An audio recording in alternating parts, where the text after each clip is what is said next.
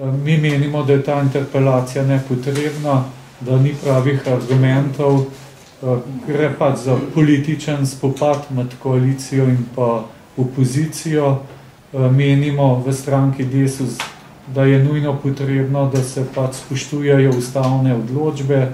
Ministrica v tem primeru spoštuje ustavno odločbo, tako da menimo, da ni posebenega razloga, da se je vložila ta interpelacija. Menimo pa tudi, da je čas, da se ustavna odločba uresniči. Kot veste, tudi odškodnine niso vezane na te odločbe. Primer, ki se omenja, ni povezan z izdajo odločbe na podlagi odločbe ustavnega sodišča. Vemo, da je minister Bohinc izdajal takšne odločbe in da ni bilo nobene odškodnine do danes.